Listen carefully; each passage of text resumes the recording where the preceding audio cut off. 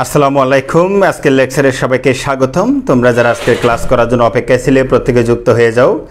আমরা মাঝখানে একদিন পূজার জন্য বন্ধ দিয়ে আজকে আবারও ক্লাসে ফিরে আসছি। তোমরা জানো যে আমরা উদ্ভিদ বিজ্ঞান প্রথম অধ্যায় নিয়ে আলোচনা করতেছিলাম। উদ্ভিদ বিজ্ঞান প্রথম অধ্যায় একেবারে শুরু থেকে আমরা ক্রোমোজোম পর্যন্ত পুরো অংশটা জুড়ে বেসিক আলোচনা করার চেষ্টা করেছি। আশা করি তোমরা যারা ক্লাস বাই ক্লাস করেছো তাদের মনে থাকার কথা। আজকে থেকে আমরা একটা নতুন টপিক্সে প্রবেশ করব, যে সেই টপিক্সটা হচ্ছে যে ডিএনএ আরএনএ যে বিষয়টা থাকে সেটা, অর্থাৎ ক্রোমোজোম পরবর্তী যে টপিক সেটা হচ্ছে নিউক্লিক অ্যাসিড হয়ে ডিএনএ আরএনএ হয়ে আমরা বর্ণনা শুরু করব। আজকে পুরোটা ক্লাসে কিন্তু বেসিক জ্ঞান নিয়ে কথা হবে, অর্থাৎ এই সম্পূর্ণ সামনের ক্লাসগুলো করতে হলে যে বেসিক তথ্যগুলো জানতে হবে সেগুলো নিয়ে কথা হবে। যাই হোক, তোমরা এখনও যারা যুক্ত হয় না তাদেরকে একটু মেনশন করে দাও। বেশ কয়েকজন যুক্ত হলে মাত্র আমি ক্লাস শুরু করে দেবো ইনশাআল্লাহ।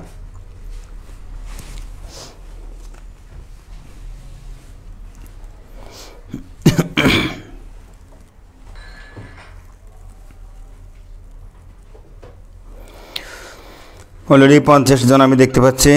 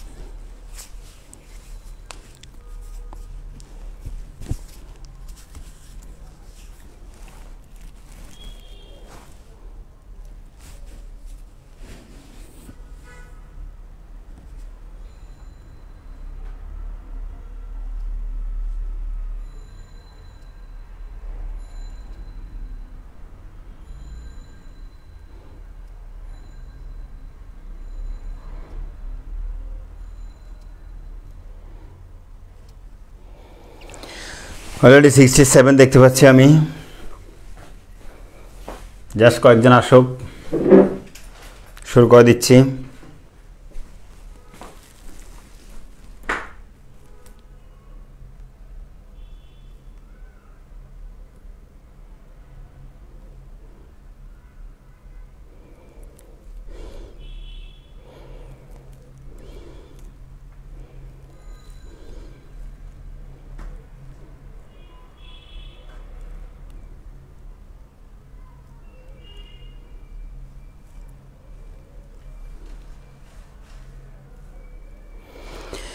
সেভেন্টি 75 দেখা যাচ্ছে।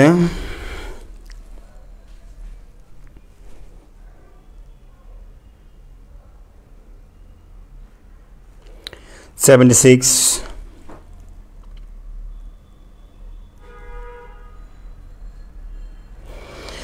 ওকে, এইটি মতো আসছে। আমি দেখে আলোচনা শুরু করে দিই। বিসমিল্লাহির রহমানির রহিম। আজকে আমরা যেটা নিয়ে আলোচনা করব, করে বেসিক কথাবার্তা নিয়ে শুরু করি। দেখো, তোমরা গতদিন যে বিষয়টা জেনেছিলে সেটা হচ্ছে যে ক্রোমোজোম সম্পর্কে আমি তোমাদেরকে বলেছিলাম। তো ক্রোমোজোম থেকেই এই বিষয়টা আসবে। ধীরে ধীরে সামনের দিকে আমরা যাব। ক্রোমোজোমের ভিতরে একটা উপাদান থাকে, এটা 1869 সালের কথা।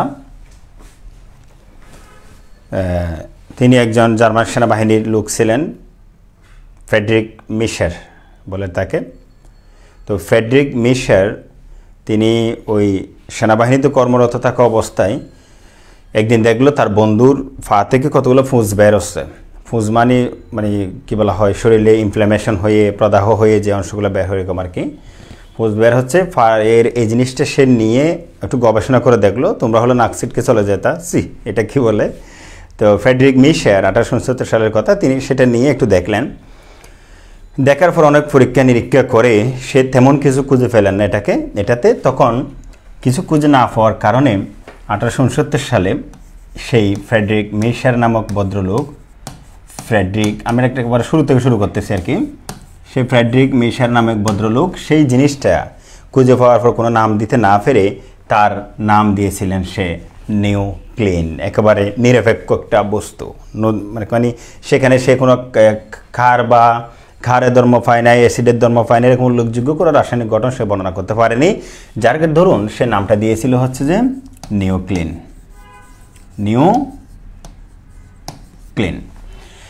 তাহলে 1869 সালে ফ্রেডরিক মিশার সর্বপ্রথম নিউক্লিন নামক একটা উপাদান তিনি এটা মানুষের পা থেকে ফুস বের হচ্ছে সেখান থেকে তিনি সেটা ব্যাখ্যা করলেন। বাই দ্য ওয়ে, পরবর্তীতে আরেক ভদ্রলোক আছে, ওনাকে তোমরা প্রায় সময় চিনবে। উনি হচ্ছে যে কেউ কোনো কিছুর নাম দিতে না পারলে তখন তার নাম দেয়। 1889 সালে বিজ্ঞানী অল্ডম্যান নামে এক ভদ্রলোক, সে অল্ডম্যান 1889 পর্যন্ত এটা গবেষণা করলো, গবেষণা করে দেখলো যে ওই যে 1869 সালে যে ফ্রেডরিক মিশার যে একটা উপাদানের কথা বলেছিল, সেই উপাদানের মধ্যে নাকি সে কিছুটা অ্যাসিডিক ধর্ম অর্থাৎ অম্লীয় ধর্ম সে কী করতে পারলো, গঠন পাইল সেখানে। সেটা হচ্ছে অল্ডম্যান। এই অল্ডম্যান নামে ভদ্রলোক তখন ওই নিউক্লিন এটার মধ্যে অ্যাসিডের ধর্মে পাওয়ার কারণে তখন সেটার নাম দিলেন সে নিউক্লিক অ্যাসিড। কি অ্যাসিড দিল? নিউক্লিক অ্যাসিড নাম দিল। এই নিউক্লিক অ্যাসিড নামটা দিয়ে এটুকু বললো শুধু এটা অ্যাসিডিক ধর্ম, এটুকু বললো, আর তেমন বেশি কিছু বলে নাই। কিন্তু পরবর্তীতে 1894 সালের কথা আমরা দাফে যাব। অলব্রেট কসেল নামক এক ভদ্রলোক, অলব্রেট কসেল নামক এক ভদ্রলোক, অলব্রেট কসেল নামক এক ভদ্রলোক, তিনি বললেন 1869 সালে ফ্রেডরিক মিশারে যে নিউক্লিন বলেছিলেন, 1889 সালে অল্ডম্যান যে নিউক্লিক অ্যাসিডের কথা বলেছিলেন, কেমন সেটার মধ্যে অলব্রেট কসেল বললেন সেখানে কিছু রাসায়নিক উপাদান তিনি দেখতে পেলেন। কী কী দেখতে পেলেন সেখানে? সেই রাসায়নিক উপাদানগুলোকে যদি আমি বলি এভাবে, FeSONE, দেখো মোবাইল ফোন মনের মতো একটা বানান আমি করলাম। তো এখান থেকে আমি তোমাদেরকে ছোট্ট করে একটা জিনিস দেখাবো, সেটা হচ্ছে যে এই ফিটা দিয়ে যদি আমি ফসফরাস শব্দটা বলি, আর এইচ দিয়ে যদি আমি হাইড্রোজেন শব্দটা বলি, ও দিয়ে যদি আমি অক্সিজেন শব্দটা বলি, এন দিয়ে যদি আমি নাইট্রোজেন শব্দটা বলি, এটা আমি ফোন বানানটা সুন্দর করার জন্য এভাবে লিখছি। এটা আসলে ই এর পরিবর্তে তোমরা পড়বা সি, কারণ সি ফর কার্বন। এই অলব্রেট কসেল, এটা ছন্দটা আমি বানিয়েছি। অলব্রেট কসেল বললেন একটা নিউক্লিক অ্যাসিড, একটা nuclein phosphorus, hydrogen, oxygen, carbon, nitrogen দ্বারা গঠিত। Phosphorus, hydrogen, oxygen, carbon, nitrogen দ্বারা গঠিত। এই কথাটা কে বলছিলেন? এই কথাটা বলছিলেন অলব্রেট কসেল। আশা করি এই কথাগুলো প্রসঙ্গক্রমে তোমরা বুঝতে পারবো আমি কি বলতে চাচ্ছি তোমাদেরকে। অলব্রেট কসেল তার গঠন বলার পর পরবর্তীতে আরেক ভদ্রলোক 1921 সালে, সে ভদ্রলোকের নাম হচ্ছে লেবেইন নামক ভদ্রলোক বলে 1869 সালে যে নিউক্লিন অ্যাসিডের কথা বলেছিল যে ফ্রেডরিক মিশার, পরবর্তীতে 1889 সালে যে সেখানে নিউক্লিক অ্যাসিডের কথা বলল যে কি বলা হয় অল্ডম্যান, এবং পরবর্তীতে 1894 সালের সেখানে যে phosphorus, hydrogen, oxygen, nitrogen, carbon দ্বারা গঠিত বললেন অলব্রেট কসেল। এই সব কিছুকে দুটা অংশে ভাগ করা যায়, অর্থাৎ সম্পূর্ণ গঠনটাকে দুটো অংশে ভাগ করা যায়।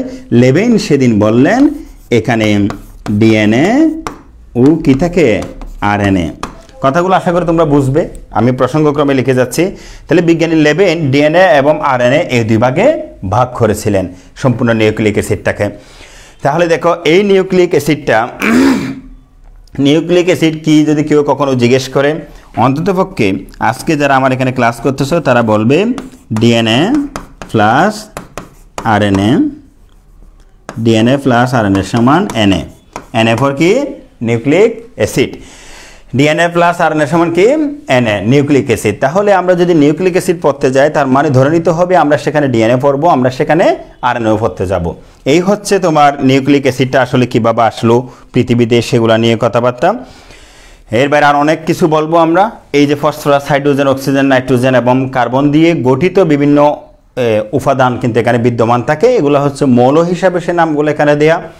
তাহলে আমরা এটুকু বেসিক বুঝলাম। আজকে আমরা যেটা পড়তে যাচ্ছি সেটা হচ্ছে নিউক্লিক অ্যাসিড।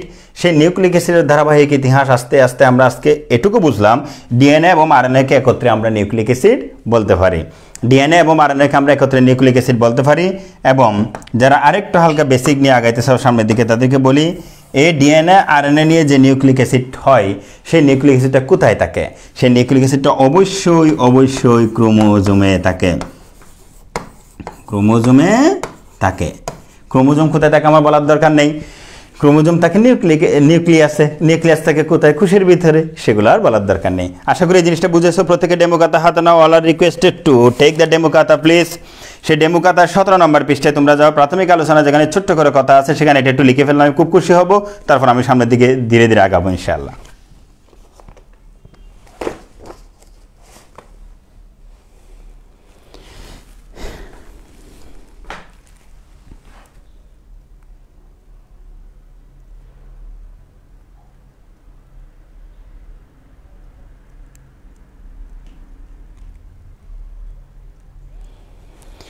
ওকে, তোমরা প্রাথমিক জিনিসটা বুঝেছো যে কিভাবে হলো।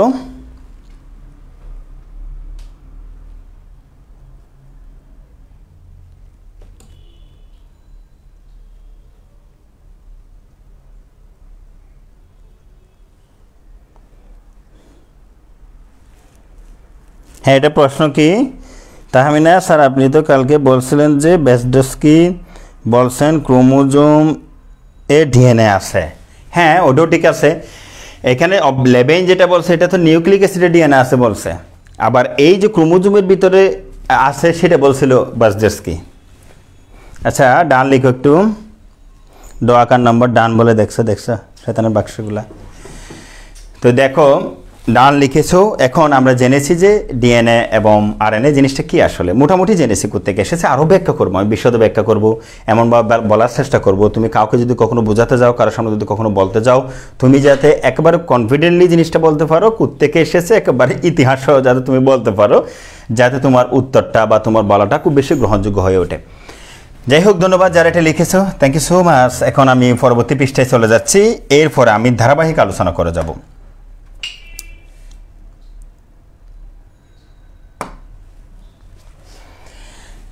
দেখো এখানে আমি যে নিউক্লিক অ্যাসিড লিখেছি তোমরা সেখানে দেখবে আমি দুটা শব্দ লিখেছি।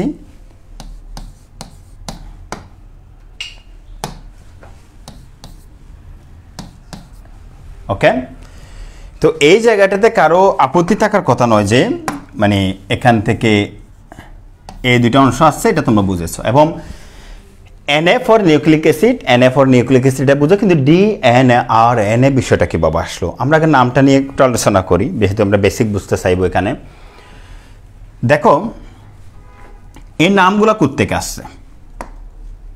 আমি প্রথমে এই নামটার শানে নজরুল নিয়ে কিছুক্ষণ কথা বলবো। এই নামটা এসেছে হচ্ছে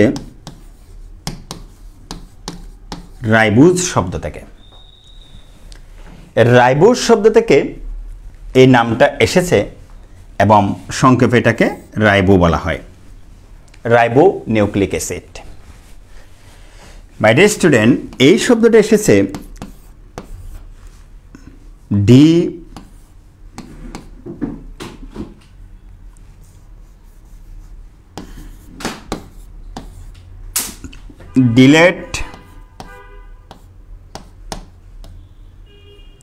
ডিলেট অক্সিজেন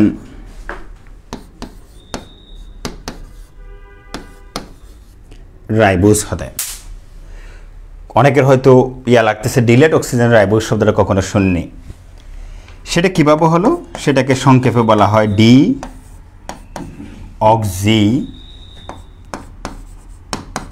রাইবো। তাহলে D oxy ribo nucleic acid.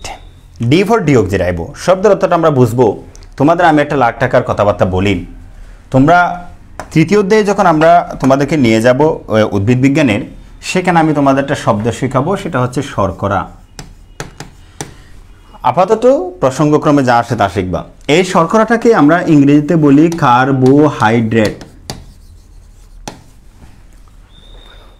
এই কার্বোহাইড্রেট, কার্বো ফর কার্বন,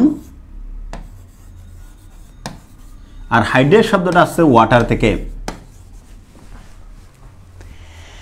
তাহলে সেই জায়গা থেকে যদি আমি একটা সংকেত লিখি, এটা যদি কার্বন লিখি, এটা যদি আমি ওয়াটার লিখি, তাহলে এটা পুরোটা একসাথে CH2O হয়। এই CH2O হচ্ছে শর্করার ক্ষুদ্রতম সংকেত, শর্করার ক্ষুদ্রতম স্থূল সংকেত। কার্বন হাইড্রোজেন অক্সিজেন তুমি দেখতে পাচ্ছ কিনা দেখো, এই কার্বন হাইড্রোজেন অক্সিজেন নিয়ে গঠিত উপাদানকে আমরা শর্করা বলি। কিন্তু এটাকে যদি আমি আবিধানিক করতে বলি, এখানে কার্বনের সাথে পানি আছে, এই যে কার্বোহাইড্রেট, কার্বনের সাথে পানি, কার্বো মানে কার্বন, হাইড্রেট মানে ওয়াটার বা পানি, কার্বনের সাথে পানি, ঠিক আছে। তাহলে এই জিনিসটার আবিধানিক অর্থ হচ্ছে কার্বনের জলায়ন, কার্বনের জলায়ন। বোঝার চেষ্টা করো, কার্বনের জলায়ন বলা হয়। অর্থাৎ শর্করা শব্দের আরেকটা বাংলা শব্দ হচ্ছে কার্বনের জলায়ন। কিন্তু আমি তোমাদের যেটা বোঝাতে চাচ্ছি সেটা হচ্ছে যে শর্করাটা কার্বন, হাইড্রোজেন এবং অক্সিজেন দ্বারা গঠিত হয়।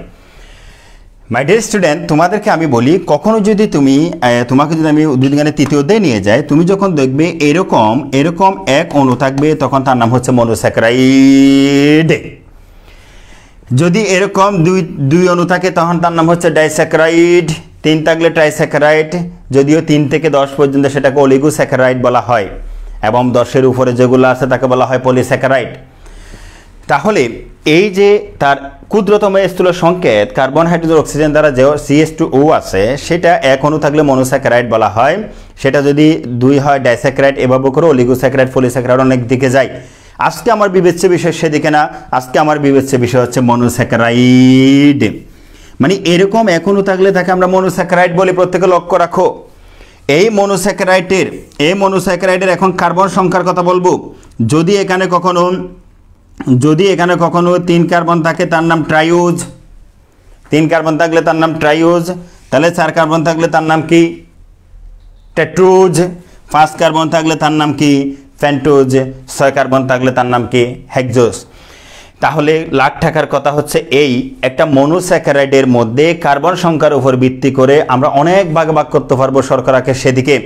যদি সেখানে 3 কার্বন থাকে ট্রাইওসে, যদি সেখানে 4 কার্বন থাকে টেট্রোসে, যদি সেখানে 5 কার্বন থাকে পেন্টোসে, যদি 6 কার্বন থাকে হেক্সোসে, যদি 7 কার্বন থাকে হেপ্টোসে, যদি 8 কার্বন থাকে অক্টোসে, যদি 9 কার্বন থাকে ননোজে, যদি 10 কার্বন থাকে ডেকোসে, যদি 11 কার্বন থাকে একাডেকোসে। বাই দ্য ওয়ে, সেদিকে আমি যাচ্ছি না। মাই ডিয়ার স্টুডেন্ট, তোমরা এটুকু বুঝেছো কিনা আমি একটা পেন্টোজ শব্দ বলেছি, পেন্টোজ। এই পেন্টোজ শব্দটা এসেছে কোথা থেকে? পেন্টোজ মানে হচ্ছে 5 কার্বন বিশিষ্ট মনোস্যাকারাইড। মনোস্যাকারাইড শব্দটা তোমরা বুঝে এসেছো ইতিমধ্যে, 5 কার্বন বিশিষ্ট মনোস্যাকারাইড। এই জিনিসগুলো তোমাদের আমরা তৃতীয় অধ্যায়ে যথেষ্ট বুঝাবো, কিন্তু আজকে এটুকু লাগবে আমার। পেন্টোজ শব্দটা কি? পেন্টোজ হচ্ছে, প্রত্যেকে আমার সাথে মুখে মুখে বললো, 5 কার্বন বিশিষ্ট মনোস্যাকারাইড। 5 কার্বন বিশিষ্ট মনোস্যাকারাইড হচ্ছে পেন্টোজ। এখন একটা জিনিস দেখো, এরকম পেন্টোজের অনেকগুলো উদাহরণ পৃথিবীতে আছে। Ribose, ribulose, xylose, xylulose, deoxyribose. Ribose, ribulose, xylose, xylulose, কত কথা আমি বলেছি, কিচ্ছু মনে রাখার দরকার নাই, শুধু মনে রাখবে রাইবোজ। এখন যদি আমি তোমাদের হুট করে জিজ্ঞেস করি রাইবোজ কি, তোমরা বলবা রাইবোজ এক ধরনের পেন্টোজ। আমি যদি জিজ্ঞেস করি পেন্টোজ কি, তোমরা বলবা পেন্টোজ এক ধরনের মনোস্যাকারাইড। আমি যদি বলি মনোস্যাকারাইড কি, মনোস্যাকারাইড এক ধরনের শর্করা। আমি যদি বলি শর্করা কি, তোমরা বলবা কার্বনের জলায়ন, অর্থাৎ এক অণু কার্বন এক অণু পানি মিলে শর্করা হয়ে যায়। আশা করি প্রত্যেকে বুঝেছো। সেখানকার একটা পেন্টোজ অর্থাৎ 5 কার্বন বিশিষ্ট শর্করা রাইবোজ দ্বারা এটা গঠিত বলে তার নাম হচ্ছে রাইবোনিউক্লিক অ্যাসিড। এখন একটা জিনিস দেখো, এই জিনিসটা আমি মুছে দিচ্ছি, এটা তোমাদের এখানে লাগবে না, এটা আমি বেসিক বোঝানোর জন্য আঁকছিলাম। এখন দেখো, সেরকমই একটা রাইবোজ আমি আঁকার চেষ্টা করব। সেই রাইবোজটা যখন আমি ছোট্ট করে আঁকবো, তোমাদের কেমন লাগে দেখো। তোমরা কেউ আঁকতে যেও না, 1 2 4। মনে রাখবে, তোমরা কার্বনের জলায়ন শব্দটা থেকে বুঝেছো যে প্রতিটা কার্বনে এক অণু করে পানি থাকে। প্রতিটা কার্বনে এক অণু পানি, সেটাকে আমরা H এবং OH এভাবে করে চিহ্নিত করতে পারি, কোনো অসুবিধা তো আমাদের নেই। অর্থাৎ একটা কার্বনের সাথে যদি আমি H এবং OH এভাবে দিই, সেটা পুরোটা মিলিয়ে তো CH2O হয়, তাই না? তাহলে আমি যদি এভাবে একের পর এক দিয়ে আসি এখানে, তাহলে এখানে আমি H দিলাম, একটা নিয়ম আছে সেটা আমরা ওই দিয়ে পড়াবো। এখানে আমি OH দিলাম বা এখানে H দিলাম, অর্থাৎ আমার টার্গেট হচ্ছে প্রতিটা কার্বনের সাথে কি পূর্ণ করা, প্রতিটা কার্বনের সাথে হচ্ছে হাইড্রোজেন এবং অক্সিজেন পূর্ণ করে ফেলা। তোমাদের অত বেশি দূরে যাওয়ার দরকার নেই, তোমরা জাস্ট হালকা বুঝলে হবে। 1 2 3 4 এবং 5, 5টা এখানে তোমরা কার্বন দেখতে পাচ্ছ। এটা একটা 5 কার্বন বিশিষ্ট রাইবোজ, এটা একটা 5 কার্বন বিশিষ্ট কি রাইবোজ। এই রাইবোজ দ্বারা, এটা একদম মুখস্থ করার কোনো দরকার নেই, এরকম একটা রাইবোজ 5 কার্বন বিশিষ্ট রাইবোজ দ্বারা এই নিউক্লিক অ্যাসিড গঠিত হয় বলে তাকে রাইবোনিউক্লিক অ্যাসিড বলে। কিন্তু মজার বিষয় এই, এখানকার প্রতিটা কার্বনের সাথে একটা হাইড্রোজেন একটা ওএইচ মূলক থাকে। প্রত্যেক একটা জিনিস মনে রাখবে, যদি কখনো এরকম 5 কার্বন বিশিষ্ট মনোস্যাকারাইড রাইবোজের প্রতিটা কার্বনের যেখানে হাইড্রোজেন এবং হাইড্রোক্সিল মূলক অর্থাৎ ওএইচ আছে, সেখানকার এরকম একটা রাইবোজের যে 2 নম্বর কার্বন আছে না, প্রত্যেক আমার সাথে আবার বলো 2 নম্বর কার্বন আছে না, এই 2 নম্বর কার্বনের একটা ওএইচ মূলক আছে না, এই ওএইচ মূলক একটা অক্সিজেন আছে না, এই অক্সিজেনটা যদি আমি কখনো ডিলেট দিয়ে দিই, এই অক্সিজেনটা যদি আমি কখনো এখান থেকে বাদ দিয়ে দিই, এই অক্সিজেনটা যদি এখান থেকে অনুপস্থিত করে দিই, এই অক্সিজেনটা ডিলেট দিলে এই সম্পূর্ণ অংশটার নাম হয়ে যাবে ডিলেট অক্সিজেন রাইবোজ। এই সম্পূর্ণ অংশটার নাম হয়ে যাবে ডিলেট অক্সিজেন রাইবোজ। তাহলে এটা সত্য হচ্ছে কয় নাম্বার কার্বন থেকে অক্সিজেনটা চলে যাবে? 2 নাম্বার কার্বন থেকে অক্সিজেনটা চলে যাবে। অক্সিজেন কার থেকে চলে যাবে? হাইড্রোক্সিল মূলক থেকে চলে যাবে। তাহলে ওই যে 5 কার্বন বিশিষ্ট মনোস্যাকারাইড যেটা আছে তার 2 নাম্বার কার্বনের হাইড্রোক্সিল মূলক থেকে যদি একটা অক্সিজেন আমি ডিলেট দিয়ে দিই, তখন এই জিনিসটার নাম হয়ে যাবে ডিলেট অক্সিজেন রাইবোজ। এরকম ডিলেট অক্সিজেন রাইবোজ দ্বারা যদি কখনো নিউক্লিক অ্যাসিড তৈরি করা হয়, তখন তার নাম ডিলেট অক্সিজেন রাইবোজ, অর্থাৎ ডিঅক্সি রাইবোনিউক্লিক অ্যাসিড, সংক্ষেপে ডিএনএ। তাহলে এই তথ্য থেকে আমরা জেনে গেলাম ডিএনএ এবং আরএনএ সামনের দিকে না জেনে এটুকুতে যে পার্থক্য আমরা বলতে পারবো সেটা হচ্ছে ডিএনএ এবং আরএনএর মধ্যে শুধুমাত্র একটা অক্সিজেনের পার্থক্য। আরো সামনের দিকে গেলে আমরা অনেকগুলো পার্থক্য বের করতে পারবো। তাহলে তোমরা আমার সাথে প্রত্যেকে বলো, ডিএনএ এবং আরএনএর মধ্যে শুধুমাত্র একটা অক্সিজেনের পার্থক্য। সেই অক্সিজেনটা কোথায় পার্থক্য? সেটা হচ্ছে তাদের যে শর্করা থাকে সেটার মধ্যে পার্থক্য। তাদের শর্করাটা কয় কার্বন বিশিষ্ট? 5 কার্বন বিশিষ্ট। 5 কার্বন বিশিষ্ট, তার নাম কি? ফেন্টোজ। এই ফেন্টোজের অনেকগুলো উদাহরণ পৃথিবীতে আছে, কিন্তু নিউক্লিক অ্যাসিড তৈরি হয় সেরকম উদাহরণ হচ্ছে ফেন্টোজের রাইবোজ। এই রাইবোজের 2 নাম্বার কার্বন থেকে যদি একটা অক্সিজেন চলে যায় তখন ডিঅক্সি রাইবোজ হয়ে যায়। তাহলে লাখ লাখ টাকার প্রশ্ন, কোটি কোটি টাকার প্রশ্ন পরীক্ষা পতাকাটা আসতে পারে। নিউক্লিক অ্যাসিড তৈরি করার সময় কয় কার্বন বিশিষ্ট শর্করা অংশগ্রহণ করে? 5 কার্বন। তাদের নাম কি? ফেন্টোজ। এই ফেন্টোজের একটা উদাহরণ হচ্ছে কি? রাইবোজ। রাইবোজ দিয়ে যে নিউক্লিক অ্যাসিড তৈরি হয় আরএনএ, সেটা আমরা বুঝি, কিন্তু সেখানে যখন ডিএনএ তৈরি হবে তখন রাইবোজের কয় নাম্বার কার্বন থেকে একটা অক্সিজেন চলে যাবে? সেটা প্রত্যেকে মুখে মুখে বলো, 2 নাম্বার কার্বন থেকে একটা অক্সিজেন সেখান থেকে চলে যাবে। আশা করি ক্লিয়ার।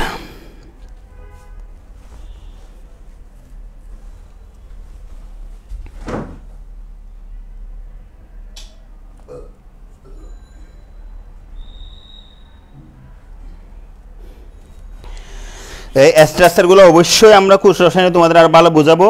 এখানে আমি প্রসঙ্গক্রমে যতটুকু আসবে এটুকু বলে যাব, কথা সোজা। কারণ এখানে আমি চাইলে এই শর্করা নিয়ে মিনিমাম আজকে 3-4 ঘন্টা আমি আলোচনা করতে পারবো, কিন্তু তোমার জন্য এই মুহূর্তে সেটা না, তোমাকে দ্রুত নিউক্লিক অ্যাসিডের দিকে চলে আসতে হবে। কিন্তু আমরা যখন ওই কি বলা হয় কোষ রসায়নে যাব, সেখানে দেখবে যেগুলো নিয়ে অনেক কথা হচ্ছে, এগুলো ফানিবাদ, এগুলো এত মজা আঁকতে, খুব সহজে তুমি আঁকতে পারবা। কতগুলো কৌশল আছে, তুমি শুধু আগের বছর আমার থেকে বলছে তাদের দিয়ে জিজ্ঞেস করবা। আমার নিজে সহজ করে একেবারে নিজস্ব ভাষায় লেখা কতগুলো রুলস আছে এই জিনিসগুলো শেখার জন্য। বইয়ের ভাষায় না, বইয়ের ভাষাগুলো কেউ পারবে না। আমার নিজের ভাষায় কতগুলা, কেন এখানে অক্সিজেনটা এখানে কেন আসলো, এখানে কেন কার্বন আসে না, এটা উপরে থাকবে এটা নিচে থাকবে, কোনটা কোথায় থাকবে, কেন 2 নম্বর কার্বন থেকে চলে যেতে হচ্ছে, কোথা থেকে থাকতেছে, কোথায় যাচ্ছে, এইসব কিছু নিয়ে নিজের ভাষায় লেখা কতগুলো রুলস আছে। সেই রুলসগুলো আমি কোষ রসায়নে পড়ানোর পর মানে এহেন কোনো সংকেত থাকবে না শর্করা তুমি পারবে না। সেটা হোক মনোস্যাকারাইড, সেটা হোক ডাইস্যাকারাইড, সেটা হোক পলিস্যাকারাইড, সেটা হোক অলিগোস্যাকারাইড, প্রত্যেকটা জিনিস তুমি বানাতে পারবে ইনশাল্লাহ। তবে আজকে এটুকু জানলে হবে। তাহলে আমরা রাইবোজ, অক্সিরাইবোজ, ডিঅক্সিরাইবোজ এই কথাগুলো বুঝতে পারলাম, তাই না? হ্যাঁ, 2 নাম্বার কার্বন থেকে কেন যাবে আপাতত এটা শুধু মুখস্থ রাখবে, পরে এটা বুঝতে পারবা। তবে অন্য কোনো কার্বন থেকে যাবে না।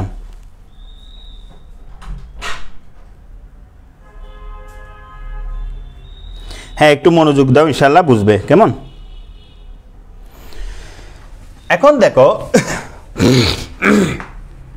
এই নিউক্লিক অ্যাসিডের যে ডিএনএ, যে আরএনএ, এই জিনিসগুলোতে আমরা নামটা কিভাবে আসছে সে তথ্যটা বললাম। কিন্তু মজার বিষয় হচ্ছে এই ডিএনএ এবং আরএনএ তারা তো নিউক্লিক অ্যাসিডই। শুরু থেকে আমি বলছিলাম নিউক্লিক অ্যাসিডে যেটা ফোন একটা শব্দ নিয়ে ফসফরাস, হাইড্রোজেন, অক্সিজেন, নাইট্রোজেন এবং কার্বন থেকে বলেছিলাম, সেই জায়গা থেকে একটা কথা বলি। সেটা হচ্ছে যে এখানে প্রধানত কিছু অংশ থাকে, যেমন ধরো একটা নিউক্লিক অ্যাসিড এর গঠন করতে হলে, আমি কালারটা চেঞ্জ করে এটা বুঝবা না তোমরা, নিউক্লিক অ্যাসিড গঠন করতে হলে প্রধানত কিছু অংশ লাগবে। দেখো, একটা অংশ হচ্ছে পেন্টোজ সুগার। আশা করি প্রত্যেকে পেন্টোজ সুগার শব্দটা বুঝেছো। পেন্টোজ সুগার মানে মনে রাখবা 5 কার্বন বিশিষ্ট শর্করা। পেন্টোজ সুগার মানে হচ্ছে 5 কার্বন বিশিষ্ট শর্করা। লিখার চেষ্টা করবো না, আগে বুঝতে থাকো। আরেকটা জিনিস লাগবে, সেটা হচ্ছে নাইট্রোজেন ক্ষার। আমি প্রত্যেকটা শব্দ ব্যাখ্যা করবো ইনশাল্লাহ। নাইট্রোজেন ক্ষার বা নাইট্রোজেন বেস বলে, বেস হচ্ছে ইংরেজি শব্দ। আরেকটা জিনিস লাগবে হাইড্রোজেন বন্ধন। আরেকটা জিনিস লাগবে হচ্ছে ফসফেট মূলক। আমি তোমাদেরকে বলছিলাম এই নিউক্লিক অ্যাসিডের যে গঠন, তার মধ্যে থাকে ফসফরাস, তার মধ্যে থাকে হাইড্রোজেন, তার মধ্যে থাকে অক্সিজেন, তার মধ্যে থাকে নাইট্রোজেন, তার মধ্যে থাকে কার্বন। এই কথা তো বলছিলাম। আচ্ছা, আমি এখানে যে 4টা নাম লিখেছি, পেন্টোজ সুগার, নাইট্রোজেন ক্ষার, হাইড্রোজেন বন্ধন এবং ফসফেট মূলক, এই 4টাই কিন্তু এই মৌলগুলা দ্বারা গঠিত। এই 4টাই কিন্তু কোনো না কোনোভাবে মৌলগুলা দ্বারা গঠিত।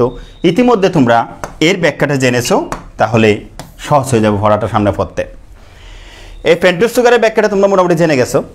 নাইট্রোজেন ক্ষারটা আমরা বুঝবো, হাইড্রোজেন বন্ধনটা আমরা বুঝবো, ফসফেট মূলকটা আমরা বুঝবো। এই 4টা জিনিস যদি আমরা ভালো করে বুঝতে পারি, তখন আমি ডিএনএ এবং আরএনএ বানাইতে গেলে তুমি আমার আগে বানাই ফেলবা। কিছু রুলস আছে, আমি রুলসগুলো দেখা দিলে তুমি আমার আগে বানাই ফেলতে পারবে ইনশাআল্লাহ। এখন দেখো, পেন্টোজ সুগার জিনিসটা আমরা বুঝেছি মোটামুটি। এখন আমি একটু সামনের দিকে আগে এদিকে গিয়ে নাইট্রোজেন ক্ষারটা নিয়ে একটু কথা বলি। নাইট্রোজেন ক্ষার বা নাইট্রোজেন বেস, অর্থাৎ নাইট্রোজেন দ্বারা তৈরি ক্ষার। ক্ষারীয় উপাদান। ক্ষার কোনটা? যার পিএইচ হচ্ছে 7-এর উপরে, সে যুক্তিতে সে ক্ষার। কিন্তু সে কি দ্বারা তৈরি? নাইট্রোজেন দ্বারা তৈরি। মজার বিষয় দেখো, সে নাইট্রোজেন ক্ষারটা 2 ধরনের আছে। এক ধরনের হচ্ছে পিউরিন, আর এক ধরনের হচ্ছে পাইরিমিডিন। এগুলো আমি লিখে তোমাদের ডেমো খাতায় দিয়ে দিয়েছি, তোমাদের লেখার দরকার না, বোঝার চেষ্টা করো। পিউরিন এবং পাইরিমিডিন। নাসির কোথায় চলে গেছ? যার সাথে সহবে দেখিও। পিউরিন এবং পাইরিমিডিন, এই দুইটা হচ্ছে নাইট্রোজেন ক্ষারের প্রকারভেদ। এখন দেখো, এই পিউরিন এর 2টা উদাহরণ আছে।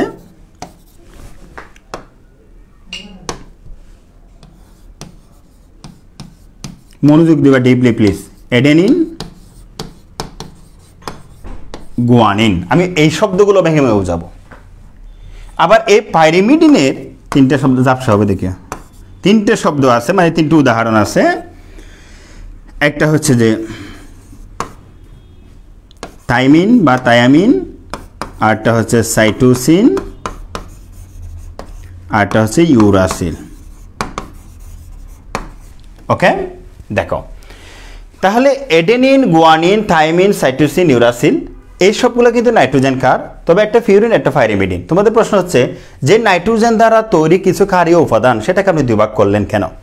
আমি যদি ভবিষ্যতে কখনো এটার একটা রাসায়নিক সংকেত আমি আঁকতে যাই, যদিও এখানে আমি তোমাদের আণবিক সংকেতগুলো বইতে দিয়ে দিয়েছি, কিন্তু গাঠনিক সংকেতগুলো দিই না, ইচ্ছে করে দিই না, কারণ গাঠনিক সংকেতগুলো তুমি প্রবেশ করলে আসল কথা ডিএনএটা বুঝতে কষ্ট হয়ে যাবে। তুমি আপাতত এখানে আমি যে শব্দগুলো বলবো, শব্দগুলো জাস্ট মনে রাখবা, পরবর্তীতে এগুলো আমরা বুঝবো ইনশাল্লাহ। এই পিউরিনটা যদি আমি কখনো আঁকতে যাই, তখন এটা দেখবা তুমি দ্বিচক্র বিশিষ্ট, দ্বিচক্র গঠন। এখন দ্বিচক্র গঠনটা যারা বোঝে না তাদের আমি ছোট্ট করে বলি। আমি ধরো এভাবে একটা গঠন আঁকলাম, তার পাশাপাশি আরেকটা গঠন আমি চাইলে এভাবে আঁকতে পারি। তাহলে এখানে তোমরা যখন জৈব যৌগ পড়বে সেকেন্ড ইয়ারে, সেখানে বেনজিন বলয় তোমরা পড়বে, গঠন কতগুলো গাঠনিক সংকেত তোমরা পড়বে, সেখানে এগুলো তোমরা দেখতে পাবে। এগুলাকে আমরা এটা রিং বা এটা চক্র বলি। কখনো যদি তুমি এডেনিন এবং গুয়ানিনের এই গাঠনিক সংকেতগুলো কখনো তুমি দেখতে চাও, কখনো যদি দেখো, তুমি অবশ্যই সেগুলা কয়টা করে চক্র দেখবা? 2টা করে। অথচ এই পাইরিমিডিন হচ্ছে কয় চক্র বিশিষ্ট? 1 চক্র গঠন। তাহলে পাইরিমিডিন তুমি কখনো আঁকলে সবসময় এরকম 1 চক্র হবে। ওকে, এগুলো হচ্ছে বাড়তি কথা। এগুলা এখানে তুমি যখন আনসার করতে যাবা তখন তোমার এত কথা বলার দরকার নেই। এমসিকিউর জন্য তুমি মনে রাখবা দ্বিচক্র হচ্ছে পিউরিন আর 1 চক্র হচ্ছে পাইরিমিডিন। মনে রাখবা গাঠনিকভাবে পিউরিন দ্বিচক্র। দেখো, নাম যেটা ছোট গঠনটার বড়, নাম যেটা বড় গঠনটার ছোট। অর্থাৎ পিউরিন শব্দটা ছোট কিন্তু সেটা দ্বিচক্র বিশিষ্ট, পাইরিমিডিন শব্দটা বড় কিন্তু সেটা 1 চক্র বিশিষ্ট। তাহলে আমার সাথে প্রত্যেকে বলো, নাম যেটা ছোট গঠন তার বেশি, নাম যেটা বড় গঠন তার কম, একটু উল্টা। তাহলে পিউরিন দ্বিচক্র বিশিষ্ট। এখন এই জিনিসটা তোমার আপাতত দরকার নেই, কেমন? এখন দেখো এই যে adenine, guanine, thymine, cytosine, uracil, তাহলে এই তিনটা সবসময় আমরা এরকম এক চক্র দেখবো, এই দুটো সবসময় আমরা দুই চক্র দেখবো। আপাতত তোমার দরকার নেই, শুধু মনে রাখো এটুকু। এখন একটু আমি যদি সামনের দিকে যাই, এই যে অ্যাডেনিন জিনিসটা কোত্থেকে এসেছে, কেন নামটা এরকম হলো, এই নাইট্রোজেন কার্ডটা কীভাবে আসলো? দেখো এই অ্যাডেনিন শব্দটা আসছে অ্যাডেনু থেকে। আমি এই শব্দটা আসছে অ্যাডেনু, মনে রাখবা। অ্যাডেনু শব্দের অর্থ গ্ল্যান্ড, গ্ল্যান্ড শব্দের অর্থ হচ্ছে গ্রন্থি। আমাদের দেহে বিদ্যমান যে কোনো গ্রন্থি থেকে এই নাইট্রোজেন গঠিত ক্ষার বা নাইট্রোজেন নির্মিত ক্ষারীয় উপাদান যেটা নিউক্লিক অ্যাসিড গঠনে সাহায্য করে, সেটা যদি কখনো আসে তখন তাকে আমরা নাম অনুসারে অ্যাডেনিন। এটা যদি আবুলের বাসা থেকে আসতে আবুলিন হতো, সকিনার বাসা থেকে সকেনিন হতো, এটা অ্যাডেনু বা গ্রন্থি থেকে এসেছে বলে এটা অ্যাডেনিন হয়েছে। বাংলাদেশে কোনো বিজ্ঞানী যেটা আবিষ্কার করতো সে অ্যাডেনু বলতো না, সে বলতো গ্রন্থি, তখন তুমি গ্রন্থেনিন বলতা। যদি ইংল্যান্ডের কোনো বিজ্ঞানী বলতো তখন গ্ল্যান্ডেনিন বলতা। বাই দ্য ওয়ে, এই অ্যাডেনু শব্দটা হচ্ছে একটা গ্রিক শব্দ, সেখান থেকে এই শব্দটা এসেছে। তাহলে দ্বিচক্র বিশিষ্ট অ্যাডেনিন নাইট্রোজেন ক্ষার যেটা পিউরিনে বলে থাকি, সেটা হচ্ছে যে কোত্থেকে এসেছে? গ্রন্থি থেকে। আবার গুয়ানিন শব্দটা দেখো খুব ইন্টারেস্টিং, গুয়ানো, গ্রিক শব্দ গুয়ানো, মানে গো মানে পায়খানা, যাই হোক গুয়ানো, গ্রিক শব্দ গুয়ানো। এই গুয়ানো জিনিসটা হচ্ছে faecal dropping. Faecal dropping, faecal চিনো? ফিকাল বুঝো না মনে হয় তোমরা। ফিকাল মানে কি? পায়খানা, এগুলো লেখার দরকার নাই। ফিকাল ড্রপিং অর্থাৎ একটা পাখি উড়ে যাওয়ার সময় পায়খানা করলে পড়ার সময় দেখতে যেরকম মনে হয়, পড়ার সময় দেখলে এরকম মনে হয়, ওই রকম মানে পায়খানা পড়ার সময়, সরি আমি ওভাবে না বলি শব্দটা, ফিকাল ড্রপিং যখন হয় সেটা দেখতে যেরকম, সেটাকে গ্রিক ভাষায় বলা হয় গুয়ানো। সেই গুয়ানোর মতো গঠন বা ফিকাল ড্রপিংয়ের মতো যদি কখনো নাইট্রোজেন ক্ষারের উপাদান হয়ে থাকে, সেটাকে আমরা গুয়ানোসিন, সেখান থেকে গুয়ানিন শব্দটা ইউজ করতে পারি। মাই ডিয়ার স্টুডেন্ট, এরপর থাইমাসের কথা বলা হচ্ছে। থাইমাস জিনিসটা এসেছে থাইমাস নামক একটা গ্রন্থি থেকে। থাইমাস একটা গ্রন্থি আছে, তোমাদের যখন আমি মনে হয় ইয়াতে শিখিয়েছিলাম যে সাইন্সকের যখন ছিলাম, আফা থাইল্যান্ড ডাইলে ফিটা পানি শুটকি ডিম খায়, মনে আছে তোমাদের নিশ্চয়ই? আমাদের গলার এখানে থাইমাস একটা গ্রন্থি আছে, এটা হচ্ছে অন্তঃকরা গ্রন্থি। গ্রন্থি কোন জিনিস? গ্রন্থি হচ্ছে যে যার থেকে রস বের হয়, আর অন্তঃকরা গ্রন্থি হচ্ছে সেটা যার থেকে হরমোন বের হয়, বহিঃকরা গ্রন্থি হচ্ছে সেটা যার থেকে এনজাইম বের হয়। আমি সেদিকে যাচ্ছি না। এরকম আমাদের গলার এখানকার বিদ্যমান একটা থাইমাস গ্রন্থি থেকে যদি কখনো একটা নাইট্রোজেন জাতীয় ক্ষার উপাদান তৈরি হয়, তার নাম থায়ামিন। আবার তোমরা জানো সাইট শব্দের অর্থ কি? কোষ, সেটা আমি পড়িয়েছি। দেহের যে কোনো কোষ থেকে যদি আসে তখন তার নাম হবে সাইটোসিন, কেমন? আর ইউরাসিল যে জিনিসটা এসেছে ইউরিয়া চক্র থেকে। ইউরিয়া চক্র হচ্ছে আমাদের মূত্র তৈরির সময় ইউরিয়া বিভাগ হয়, অর্থাৎ ইউরিয়া নিষ্কাশিত হয়। সেই ইউরিয়া তৈরির জন্য যে চক্র, ইউরিয়া চক্র, সেই ইউরিয়া চক্র থেকে যদি কখনো নাইট্রোজেন গঠিত উপাদান চলে আসে তাকে ইউরাসিল বলবো। এগুলো হচ্ছে উৎপত্তিগত কথা। তাহলে আমরা যে তোমাদেরকে বলছিলাম যে একটা নিউক্লিক অ্যাসিড গঠিত হতে হলে পেন্টোজ সুগার লাগবে, পেন্টোজ সুগার বা 5 কার্বন বিশিষ্ট শর্করা তোমরা ইতিমধ্যে বুঝো। নাইট্রোজেন কার লাগবে এটাও ইতিমধ্যে তোমরা বুঝো। নাইট্রোজেন কার কয় ধরনের? 2 ধরনের, পিউরিন, পাইরিমিডিন। নামটা ভিন্ন হলো কেন? পিউরিন দ্বিচক্র বিশিষ্ট, পাইরিমিডিন এক চক্র বিশিষ্ট। তাহলে পিউরিনের উদাহরণ হচ্ছে অ্যাডেনিন এবং গুয়ানিন, পাইরিমিডিনের উদাহরণ হচ্ছে থাইমিন, সাইটোসিন এবং ইউরাসিল। তো একটা জিনিস দেখো, মোটামুটি তোমরা মনে রাখতে পারবে। এখানে দেখো পাই, ঠিক আছে? পাই তাই সাই, দেখছো? পাই তাই সাই, পাই তাই সাই, এভাবে দুইটা মানে এর নামগুলো যেটা পাইরিমিডিন, তে পাইরি পাই তাই সাই, মানে এভাবে এই জিনিসগুলো মনে থাকতে পারে, যেটা পাইরিমিডিন। আর একটা ইউরাসিল, এটা বাড়তি মনে রাখো, কারণ এটা ডিএনএতে থাকে না, আরএনএতে থাকে, আমি সে কথা বলবো। আর এখানে হচ্ছে অ্যাডেনিন এবং গুয়ানিন। এই জিনিসটা আপাতত বেসিক জিনিসটা মনে রাখো।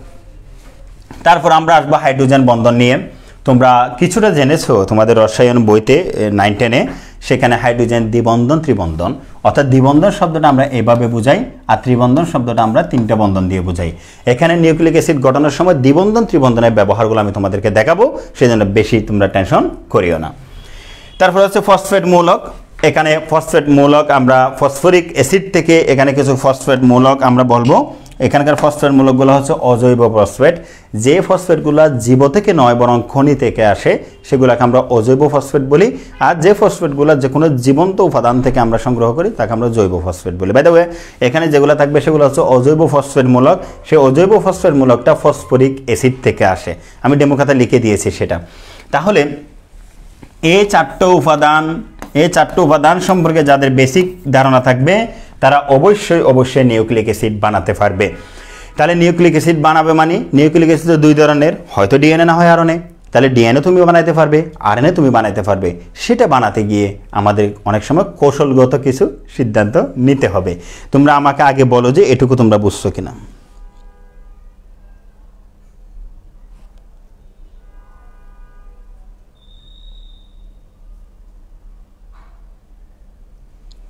আচ্ছা ফাইনটা দাও তো। আচ্ছা দেখো, আমি তোমাদের কমেন্ট দেখতেছি, আমি আগে এটুকু ক্লিয়ার করে যাবো, সমস্যা নাই, প্রয়োজন আবার রিপিট করবো। আমি কমেন্টগুলো দেখি, অবশ্যই দুই ভাগ করে নিব, তোমরা টেনশন করিও না। আমি ক্লাস পুরো শেষ করবো না, আমি আগে বুঝাই, বুঝো কিনা দেখো আগে।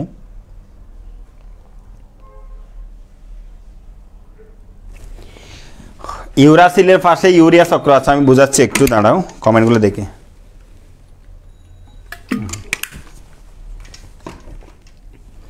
দেখো আমি একটু কমেন্টগুলো পড়ি তোমাদের, কার কি কমেন্ট ছিল।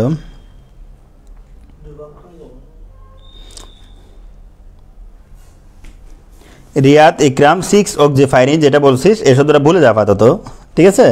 এটা আমরা তার গঠন যখন পড়াবো তখন বুঝবি, আপাতত তোর নামগুলো জানা থাকতে হবে। এখানে গঠন হলে এটা কোষ রসায়নে চলে যাবে, কেমন? আচ্ছা, এতক্ষণ যা বলছি আমি এবার বলবো যে যারা হালকা বুঝেছো তাদেরকে বলি, তোমরা শুধু এটুকু মনে থাকলে আমি কাজটা চালাই যেতে পারবো। পেন্টোজ সুগার সম্পর্কে 5 কার্বন বিশিষ্ট শর্করা এটুকু মনে আছে। আচ্ছা, নাইট্রোজেন কার্ডটা দুই ধরনের, ফিউরিন, পাইরিমিডিন। ফিউরিনের গঠনে কয়টা চক্র থাকে ওইটুকু মুখস্থ রাখো, জাস্ট 2টা চক্র। পাইরিমিডিনের গঠনে কয়টা চক্র থাকে? 1টা চক্র। ফিউরিনের উদাহরণগুলো বলো এডেনিন এবং গুয়ানিন। এডেনিনের নামটা কোত্থেকে আসছে? এডেনো বা গ্ল্যান্ড বা গ্রন্থি থেকে। আর গুয়ানিনের নামটা কোত্থেকে আসছে? গুয়ানো নামক শব্দ থেকে। তারপরে পাইরিমিডিনের উদাহরণ হচ্ছে থাইমিন, সাইটোসিন, ইউরাসিল। তাহলে থাইমিনের নামটা কোত্থেকে আসছে? থাইমাস নামক গ্রন্থি থেকে। সাইটোসিনের নামটা আসছে সাইট বা কোষ থেকে। আর ইউরাসিলের নামটা আসছে ইউরিয়া চক্র থেকে। ইউরিয়া চক্র তো আমি বলে আসছি আগে, যদি কেউ না বুঝলে পরে ক্লাস শেষে ওটা রিপিট দেখে নিতে পারবো, আমি তো রেখে দিই ক্লাস। আর হাইড্রোজেন বন্ধন এটা দ্বিবন্ধন, ত্রিবন্ধন হতে পারে। আর ফসফেট মূলকের কথা তো অনেক কিছু বললাম। এখন আমি তোমাদেরকে বলি, এখানকার জিনিসগুলো থাক, তোমরা আগে বুঝতে থাকো। এখন আমি যতক্ষণ এখানে তোমাদের এঁকে দেখাচ্ছি, বলে চিত্রটা না বুঝাচ্ছি, ততক্ষণ তোমরা এটা বুঝতে কষ্ট হবে। তো এখন তোমাদেরকে বলি, এই ক্লাস রেকর্ডও করতে হবে না, এখানে থাকবে ক্লাস, ঠিক আছে ভাই? ক্লাস থাকবে, শোনো, ক্লাস তো এখানে থাকবে, ঠিক আছে? আমার মনে হয় একটু মনোযোগ দিলে, আমি যেভাবে সিকোয়েন্সলি যাচ্ছি, শোনো, এগুলা বেশিরভাগই হচ্ছে অ্যাভয়েড করে যাওয়া টপিকস, অ্যাভয়েড করে চলে যাওয়া যায়, সেখান থেকে সরাসরি ডিএনএ আঁকা শুরু করে দেওয়া যেতে পারতো। তো মনে রাখবে যে তোমার মনে প্রশ্ন জাগার কারণটা হচ্ছে আমি নিজেই, কারণ আমি যখন তোমাকে একটা বেসিকে ঢুকাচ্ছি তখন তোমার প্রশ্নটা জাগতেছে। তবে তোমাদেরকে আমি এটুকু বলবো, ঠিক আমি যেখানে থামতে বলি সেখানে থেমে যাইও, কারণ এগুলো হচ্ছে বিভিন্ন অধ্যায়ের রেফারেন্স অনুসারে। কোষ রসায়ন অধ্যায়ে আবার অনেক ডিটেলস কথা বলা হবে, সেটা যদি আমি এবার এখানে টান দিই তাহলে আজকের পড়াটা এখানে হবে না। সেজন্য আমি যেখানে থামতে বলি সেখান থেকে জাস্ট এটা মুখস্থ রেখে চলে আসবা, সেটা আবার আরেকদিন তোমার চলার পথে দেখা হয়ে যাবে। এই যে বিশেষ করে এডেনিন, গুয়ানিন, সাইটোসিনের যে চিত্রগুলা, সে একজন প্রশ্নের করছে 6 অক্সিফাইরিন বলতে কী বোঝা? তাহলে 6 তার অক্সিজেনের অবস্থান, সেই জিনিসটা বোঝাইতে গেলে আমার তার ডিএনএ পড়ানো হবে না, তাই না? আজকের দিনে তুমি শুধু মনে রাখো যে ফিউরিনগুলো দ্বিচক্র বিশিষ্ট, পাইরিমিডিনগুলো একচক্র বিশিষ্ট, এটুকু মনে রাখো, কেমন? পরে এগুলো গঠনের আমরা যে রুলস বাই রুল শুধু গঠন পড়াবো কোষ রসায়নে, তারপর তুমি নিজ থেকে কী করতে পারবে, কেমন? বাই দ্য ওয়ে, এবার আসি আমরা তোমাদেরকে বলি, আজকে আমি তোমাদের বেশি প্রেশার দিব না, আজকে আমি ছোট্ট করে আরএনএটা নিয়ে কথা বলবো। তোমরা এর আগে আমি আরএনএটা একটু মুখস্থ করে দিব তোমাদের। আরএনএটা এক সূত্রক, যেমন ধরো তোমরা ছোটোবেলায় দেখেছো ডিএনএটা এরকম হচ্ছে যে দ্বিসূত্রক, কেমন? দ্বিসূত্রক। এগুলো আমি শুধু এই চিত্র না, আরও আলাদা চিত্র আছে, আমি একে একে সুন্দর করে বোঝাবো। কিন্তু আরএনএটা হচ্ছে এরকম এক সূত্রক, কেমন? তো এখন আজকে যেহেতু আমরা বেসিক জিনিসগুলো নিয়ে আলোচনা করছি, তোমরা যদি এটা নিয়ে একটু ঘাটাঘাটি করতে পারো, বেসিক জিনিসটা বের করতে পারো, তাহলে তোমাদের আগামীতে বুঝতে সুযোগ হবে। সেজন্য আমি আজকে আরএনএর যে কিছু তত্ত্বীয় জিনিস মুখস্থ রাখতে হয় সেই জিনিসগুলো তোমাদের মুখস্থ করাই দিব এখন, ঠিক আছে? নাসির, এখানে আরএনএর গিয়াটা দিছ, আরএনএর স্লাইডটা দিছ, দাও নাই কেন? নিয়ে আসো।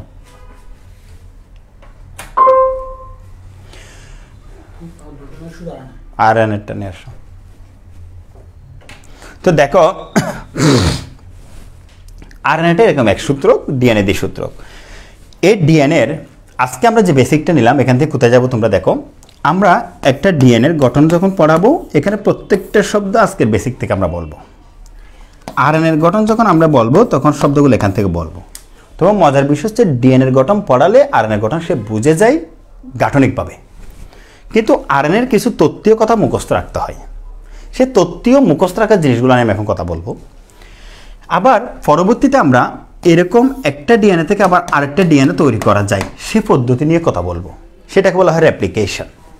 এবং পরবর্তীতে সেই ডিএনএ থেকে কিন্তু আরএনএ তৈরি করা যায়, সেটা নিয়ে আমরা কথা বলবো, সেটার নাম হচ্ছে ট্রান্সক্রিপশন। আবার এই আরএনএ থেকে কিন্তু প্রোটিন তৈরি করা যায়, একদম সিরিয়ালি কথা আমার বলা, এটার নাম হচ্ছে যে ট্রান্সলেশন। তাহলে আমি যদি ডিএনএ ডাবল হেলিক্স গঠনটা আগামী দিন তোমাদের বোঝাতে পারি এই বেসিকের আলোকে, তাহলে আমি ডিএনএ থেকে ডিএনএ তৈরির সময় যে শব্দগুলো বলবো সেগুলোতে তুমি কখনো ঘাবড়ে যাবে না। আমি ডিএনএ থেকে আরএনএ তৈরি অর্থাৎ ট্রান্সক্রিপশনে যে কথাগুলো বলবো তখনও তুমি নিশ্চয়ই ভয় পাবে না, কেমন? আবার আমি আরএনএ থেকে প্রোটিন তৈরির সময় যে ট্রান্সলেশন নিয়ে কথা বলবো তখনও তুমি ভয় পাবে না। এখন দেখো আরএনএটাতে আমি যাচ্ছি, আমাদের লক্ষ্য কি? আমরা আজকে যেটা শুরু করলাম তার লক্ষ্য কি? তার লক্ষ্য হচ্ছে, আমি একবার সুন্দর করে লিখে দিই, লাইনটা তোমাদের সামনে থাকলে তোমরা প্রতিদিন কাজ করতে পারবা।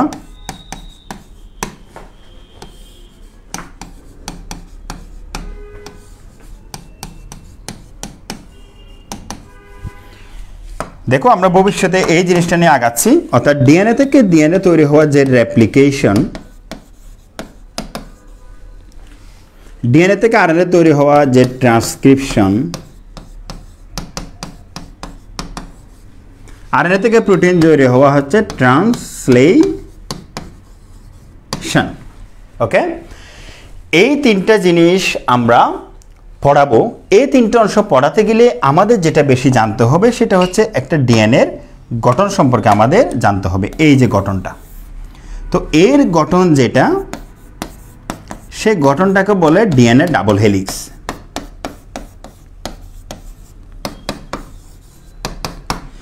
আমি আজকে যে শব্দগুলো বলেছি সেই শব্দগুলো ব্যবহার করে ডিএনএ ডাবল হেলিক্স যে মডেল, ডিএনএ ডাবল হেলিক্স যে গঠন, সেই গঠনটা আমি ব্যাখ্যা করতে পারবো। সে ব্যাখ্যা করতে পারলে সেখান থেকে আমি ডিএনএটা বানানোর সময় তোমরা নিজ থেকে অনেকগুলো শব্দ বলে দিবে, কারণ এই শব্দগুলো আগে থেকে বলা আছে। এভাবে আমরা সামনের দিকে যাব। প্রোটিনটা যেদিন শেষ হবে সেদিন আমরা জিন নিয়ে আলোচনা করব, কেমন? দেখো আজকে তাহলে আমি ডিএনএ ডাবল হেলিক্সে যাচ্ছি না, তোমরা আমাকে এটুকু কথা দাও যে পেন্টোজ সুগার কি জিনিস, নিজেরা ভিডিও খোঁজ না আবার দেখবা, তোমরা বইতে কাটাকাটি করবা, এটা বেসিক জিনিস এগুলো।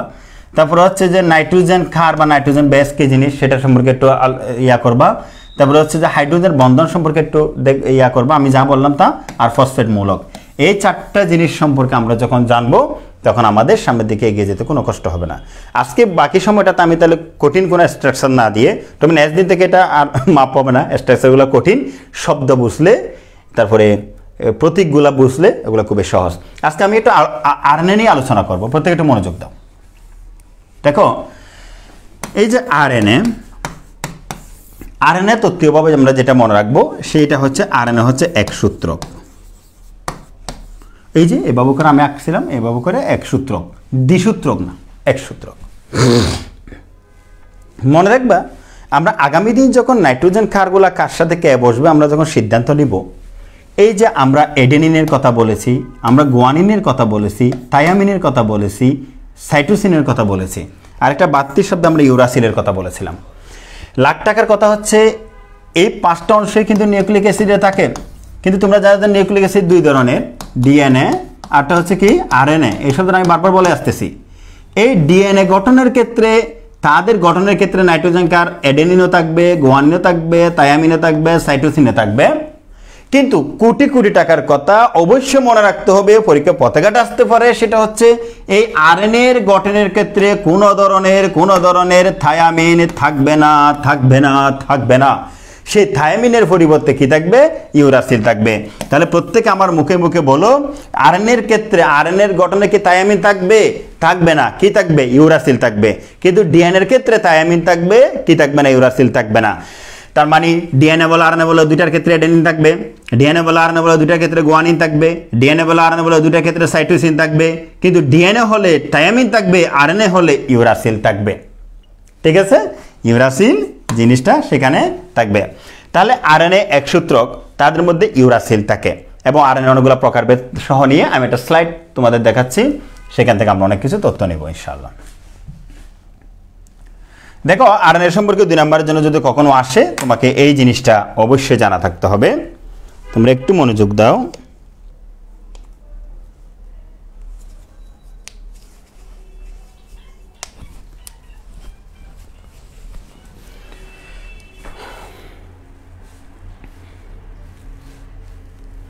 তো এখানে জিনিসটা দেখো, আমি একটা আরএনএ এর সংক্ষিপ্ত একটা বিষয় নিয়ে আসছি। এই শব্দগুলো আমরা প্রায় সময় পাবো আমরা যখন সামনে আগাবো। যেমন ধরো, এই যে একটা আরএনএ, এই আরএনএ এর অনেকগুলো প্রকারভেদ আছে। তোমাদের বইয়ের ভাষা অনুসারে আরএনএ প্রকারভেদ হচ্ছে 5টা। আমি আরেকটা বাড়তি দিয়ে আমি 6টা আরএনএ প্রকারভেদ এখানে দেখাচ্ছি। এই আরএনএটা mRNA, tRNA, rRNA, gRNA, minor RNA, snRNA. তাহলে আরএনএ 5 ভাগে ভাগ করা হয়, কিন্তু আমার মতে কয় ভাগে ভাগ বলো? 6 ভাগে ভাগ। MRNA, tRNA, rRNA, gRNA, minor RNA, snRNA. কেমন? এখন দেখো, এমআরএনএ শব্দটা কোত্থেকে আসছে? Messenger RNA. এই মেসেঞ্জার শব্দটা এই উদ্দেশ্যে এসে যদি তুমি নিজ থেকে ব্যাখ্যা করতে না পারো, অবশ্যই পারবে। এই মেসেঞ্জার কেন, এটার খুব মজার ইতিহাস আছে। এই আরএনএটা সাধারণত তৈরি হয় হচ্ছে নিউক্লিয়াসের ভিতরে। নিউক্লিয়াস থেকে সে তৈরি হয়ে একসময় বের হয়ে সাইটোপ্লাজমে চলে আসে একটা বার্তা নিয়ে, একটা খবর নিয়ে। সে ডাকপোস্টের মতো কাজ করে, সে বার্তা বহন করে বলে সে আরএনএটাকে এমআরএনএ বলা হয়। কিন্তু আগে তো আমাকে তত্ত্বীয়ভাবে জিনিসগুলো জানতে হবে, ক ক গ গ ঙ, এগুলো যদি আমি জানি, তারপরে তো আমি একটা বড় উপন্যাস পড়তে পারবো, একটা গল্প পড়তে পারবো, তাই না? তাহলে দেখো, এই এমআরএনএ মানে মেসেঞ্জার আরএনএ। এটা ডিএনএ হতে সৃষ্টি, আমরা সেটা দেখাবো। এটা অংশ থাকে, জাস্ট নামগুলো মনে রাখবা, সেগুলো আমরা ওই ব্যাখ্যার সময় শব্দগুলো পাবো।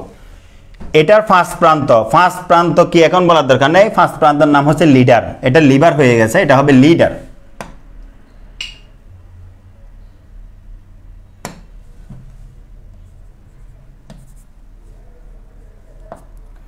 লিডার আমি ঠিক করে দিচ্ছি, এটা দাঁড়াও।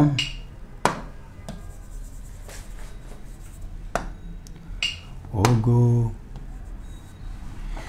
দেখো, 5 প্রান্তকে লিডার বলবো, 5 প্রান্ত কি জিনিস আমি বোঝাবো, 3 প্রান্তকে ট্রেলার বলবো, এটা তোমরা বুঝবা। কিন্তু আপাতত এই নামটা মনে রাখতে হবে, 5 প্রান্তকে লিডার বলে, 3 প্রান্তকে ট্রেলার বলে, আর একটা কোডিং নামও অংশ থাকে, কোডিং, COADING, কোডিং। তো আমি হুট করে কোডিং শব্দটা যখন ব্যবহার করবো, তোমার বলতে হবে যে আমি এই জিনিসটা কেন শুনেছিলাম। প্লিজ দেখো, আগে জাস্ট না এক জিনিসগুলো দেখো, মুখস্থ করি না এখন, কারণ এগুলো প্রতিদিন শুনতে তোমার মুখস্থ হয়ে যাবে। এগুলো শব্দগুলো আমরা ওখানে পাবো। তো এটা বার্তা বহন করে। আবার টিআরএনএ মানে ট্রান্সফার আরএনএ শব্দটা মনে রাখো, প্রতি কোষে এতটি থাকে, 90টি নিউক্লিওটাইড থাকে। এই শব্দগুলো আমরা বুঝবো। আপাতত মনে রাখো, টিআরএনএ মানে ট্রান্সফার আরএনএ।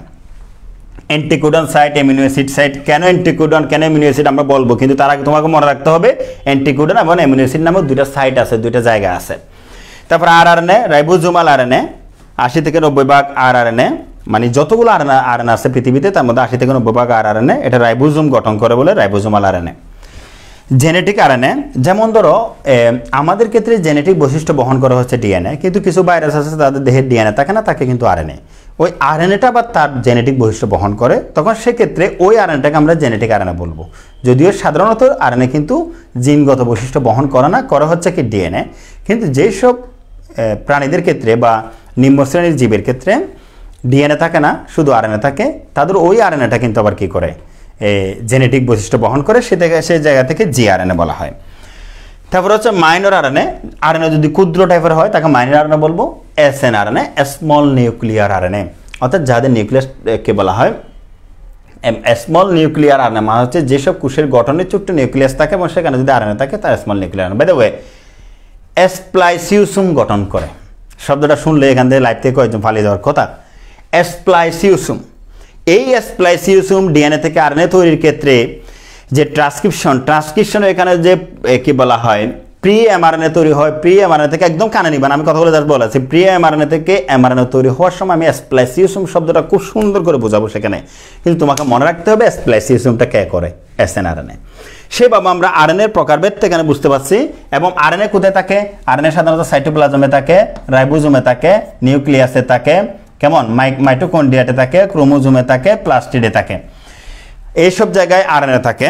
তাহলে আরএনএ থাকে, ডিএনএ কিন্তু সাধারণত নিউক্লিয়াসে থাকে, অন্য কোথাও সাধারণত থাকে না। কিন্তু আরএনএ দেখো সাইটোপ্লাজমে থাকে, রাইবোজোমে থাকে, নিউক্লিয়াসে থাকে, মাইটোকন্ড্রিয়াতে থাকে, ক্রোমোজোমে থাকে, প্লাস্টিডে থাকে, এই সব জায়গায় কি থাকতে পারে? আরএনএ থাকতে পারে। কেমন? তো এই জিনিসটা আমরা মনে রাখবো খুব সুন্দর করে। দেখো সারাকে নিয়ে মাইক্রোতে দুষ্টামি করে বস্তু মাইক্রোতে পালাইছে। দেখো সারাকে নিয়ে মাইক্রোতে ফালাইছে, কে ফালাইছে আমি পরে বলবো। সা মানে কি? তাহলে আরএনএ কোথায় কোথায় থাকে বলো? সারাকে নিয়ে মাইক্রোতে ফালাইছে, সাথে সারা রাতে রাইবোজোম নিয়ে মানে নিউক্লিয়াস, মানে মাইটোকন্ড্রিয়া, মানে ক্রোমোজোম, সারাকে নিয়ে মাইক্রোতে ফালাইছে মানে প্লাস্টিড। আরএনএ কোথায় কোথায় থাকে? সারাকে নিয়ে মাইক্রোতে ফালাইছে সেখানে থাকে। আরএনএ কোথায় কোথায় থাকে? সারাকে নিয়ে মাইক্রোতে ফালাইছে সেখানে থাকে। ঠিক আছে? তো এখন দেখো তোমরা সারাকে নিয়ে মাইক্রোতে করে পালাইছে, এটা দিয়ে আমরা আরএনএ কোথায় থাকে মনে রাখবো। এখন তোমরা দেখো আমরা এই যে 5 প্রকার ইয়াগুলা কিভাবে মনে রাখবো। এই যে আরএনএ মনে করো, এই ছেলেটার নাম মনে করো রানা। সেই রানা বাবা মার একমাত্র সন্তান। প্রত্যেকে বলো, রানা বাবা মার একমাত্র সন্তান। সে ইউনিভার্সিটিতে পড়াশোনা করে। বাবা মার একমাত্র সন্তান মানে হচ্ছে এক সূত্রক আরএনএ, এবং ইউনিভার্সিটিতে পড়াশোনা করবো এখানে ইউরাসিল থাকে, থায়ামিন না, এখানে কি থাকে? ইউরাসিল থাকে, আমি আগে বলে আসছি। এবং সেই রানা খুবই মেরিটোরিয়াস, এমআরএনএ খুবই ট্যালেন্টেড, টিআরএনএ খুবই রোমান্টিক, আরআরএনএ খুবই জেন্টেল, জিআরএনএ কেমন? খুবই স্মার্ট, এসএনআরএনএ কিন্তু তার মনটা খুবই মাইনর বা ছোট। ঠিক আছে? তাহলে রানা বাবা মার একমাত্র সন্তান, অর্থাৎ আরএনএ এক সূত্রক। সে ইউনিভার্সিটিতে পড়ালেখা করে, সে খুবই মেরিটোরিয়াস, এমআরএনএ সে খুবই ট্যালেন্টেড, টিআরএনএ সে খুবই রোমান্টিক, আরআরএনএ সে খুবই জেন্টেল, জিআরএনএ সে খুবই স্মার্ট, এসএনআরএনএ কিন্তু তার মনটা খুবই মাইনর বা ছোট। কেন মনটা ছোট? কারণ সে সারাকে নিয়ে মাইক্রোতে করে পালিয়ে গিয়েছিল। কারণ সে বাবা মার একমাত্র সন্তান, তাকে কি বিয়ে করাতো না? অবশ্যই করাতো। বাই দ্য ওয়ে, এর মধ্যে দিয়ে আরএনএর তথ্যগুলো আমরা মুখস্থ পারবো ইনশাল্লাহ। তাহলে আমাকে বলো প্রত্যেক আরএনএ কোথায় থাকে? সারাকে নিয়ে মাইক্রোতে ফালাইছে cytoplasm, ribosome, nucleus, mitochondria, chromosome এবং প্লাস্টিডে। বা রানা বাবা আমার একমাত্র সন্তান, এক সূত্রক, এবং সে ইউনিভার্সিটিতে পড়াশোনা করে, সেখানে ইউরাসিল থাকবে মাস্ট, এই কথা মনে রাখো। সে meritorious, mRNA talented, tRNA romantic, rRNA gentle, gRNA smart. কেমন? স্মার্ট মানে এসএনআরএনএ, এবং তার মনটা খুবই ছোট, মাইনর আরএনএ। এভাবে করে আমরা আরএনএর জিনিসগুলো তথ্যগুলো মনে রাখবো। মাই ডিয়ার স্টুডেন্ট, এখন আমি আগামী দিন যখন ডিএনএ বানাবো, ডিএনএ থেকে ডিএনএর গঠন বলবো, ডিএনএ থেকে ডিএনএ বানাবো, ডিএনএ থেকে আরএনএ বানাবো, আরএনএ থেকে প্রোটিন বানাবো, তখন এই যে 5 প্রান্ত, 3 প্রান্ত, Messenger, transfer, anticodon, amino acid, কেমন? আরআরএনএ শব্দগুলা, জিআরএনএ সেই শব্দ, এই যে স্প্লাইসিওসোম সেই শব্দগুলা, পেন্টোজ সুগার, নাইট্রোজেন ক্ষার, এডেনিন, গুয়ানিন, থাইমিন, ইউরাসিল, কেমন? ফিউরিন, পাইরিমিডিন, এই প্রত্যেকটা শব্দ সেখানে বারবার আসবে। সুতরাং আমি আবারও বলবো, কোনো একটা গল্প বা উপন্যাস তোমাকে পড়তে গেলে বর্ণমালা তোমায় জানতেই হবে। বর্ণমালা আজকে কিছুটা দেখিয়ে দিলাম। এই জিনিসগুলো অবশ্যই অবশ্যই পড়ে, যদি পড়া থাকে আগামী ক্লাসে লাইভে আসবে, যদি পড়া না থাকে লাইভে আসার দরকার নেই, কারণ সেখানে বুঝবে না তুমি। আমরা এই তথ্যগুলো নিয়ে সামনের দিকে আগে যাবো ইনশাআল্লাহ। তো যাই হোক, আজকে আমি এখানে আর বেশি দূর আগাবো না, তোমাদের মাথার উপর দিয়ে না, কিছু কুমার ছাদের উপর দিয়ে চলে যাবে। তাইলে আগামী দিন আমরা ডিএনএ গঠন দিয়ে শুরু করবো ক্লাস ইনশাআল্লাহ। আর আগামীকাল শুক্রবার যেহেতু তোমাদের ক্রোমোজোম পর্যন্ত 50 নম্বর একটা পরীক্ষা দিয়ে দেওয়া এমসিকিউ, কেমন? তাহলে একটা সসার মধ্যে থাকবা তোমরা। 9টায় তো হয়ে ওদের না ফার্স্ট ইয়ারে, 9টা বাজে ক্রোমোজোমের উপর, ক্রোমোজোম পর্যন্ত, শুরু থেকে ক্রোমোজোম পর্যন্ত 50 নম্বর একটা পরীক্ষা দিয়ে দাও। আর এগুলো একটু দেখতে থাকো, যদি কেউ না বুঝো তোমরা রেকর্ডেড ভিডিও এখানে থাকে আবার একটু প্লিজ দেখবো, আমি দেখবো, আমার রিকোয়েস্ট থাকবে যাতে আমি আগামী ক্লাসগুলো তোমাদের ভালো বোঝাতে পারি ইনশাআল্লাহ। ওকে, প্রত্যেকে ভালো থেকো, আমি এখানেই শেষ করে দিচ্ছি আজকে, ধন্যবাদ।